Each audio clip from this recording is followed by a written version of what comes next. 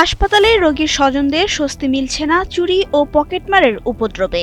Meherpur general হাসপাতালের ৬ তলার লিফটে শিশুর হাতে স্বর্ণের বালা ছিনতাই এবং এক রোগীর টাকা চুরির সময় হাতে নাতে আটক করা হয়েছে সংঘবদ্ধ চক্রের ৬ নারী সদস্যকে। ভুক্তভোগীরা তাদের দায়িত্বরত আনসার সদস্যদের হাতে তুলে দেন। বাচ্চা আমার ওই নাতনি ওই চিপস খাওয়ার জন্য কাঁদতেছিল, পরে আমি চিপস এনে দিয়েছি, দিয়ে ওই ঝামেলা করছিল, দিয়ে মেয়ে আমার নিচে নিয়ে গেছে লিফটে। এবার লিফটে যাওয়ার সাথে সাথেই মনে করেন যে ওই পেশার হাত থেকে বালাটা খুলে নিয়েছে।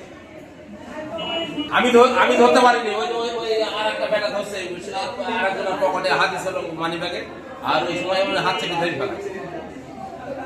এই সূত্র ধরে জানলাম তো তাহলে উড়াই দিচ্ছে। সোনারপুর আমরা বেদে সম্প্রদায়, আমরা তো জায়গায় জায়গায় থাকি। আপনারা তো জানেন আমাদের গাগেরাম আছে, আমরা জায়গায় জায়গায় থাকি। আমরা আপনাদের কাছে শুনতে খাই, কত থেকে এরা না ধরে নিয়ে আসলো আমাদের, না কোনো কিছুই পাই নাই।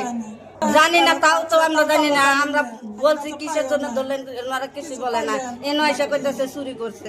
আটককৃতদের শরীর তল্লাশি করে কিছু না পাওয়া গেলেও উদ্ধার করা হয়েছে একটি মুঠোফোন। আনসার সদস্যরা জানান, চুরির পরপরই মালামাল পুরুষ সহযোগীদের হাতে পাচার করে দেওয়া হয়। খবর পেয়ে পুলিশ অভিযুক্তদের আটক করে থানায় নিয়ে এসেছে। ভুক্তভোগীদের পক্ষ থেকে অভিযোগ পেলে আইনি ব্যবস্থার কথা জানিয়েছে পুলিশ।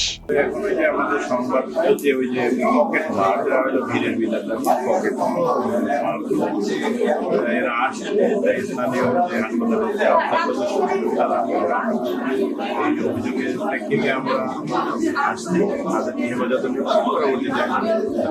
স্থানীয়দের অভিযোগ, প্রায় হাসপাতালটিতে চিকিৎসা নিতে এসে চুরির শিকার হন সাধারণ মানুষ। মোবাইলটির কল লিস্ট যাচাই করে ধরাছোঁয়ার বাইরে থাকা মূল চক্রটিকে দ্রুত চিহ্নিত করে দৃষ্টান্তমূলক শাস্তির দাবি জানিয়েছেন ক্ষুব্ধ স্বজনেরা। এনারা এর আগের বারে চুরি করতে এসে ধরা পড়েছে, দুবার ধরা পড়েছে, এটা 3 বার। এদের মানা করা হয়, এদের পুলিশ হাতে দেওয়া হয়, পুলিশ দিয়ে ছেড়ে চলে যায়। এদের কিছু মানে এদের আরো টিম আছে, এরা যে এর আগে এরা ছিল না, কিন্তু ওই চুরি ছিল। এদের আরো কটা লোক আছে, এদের দেখেন তদন্ত করেন। ডেস্ক রিপোর্ট, সময়ের আলো।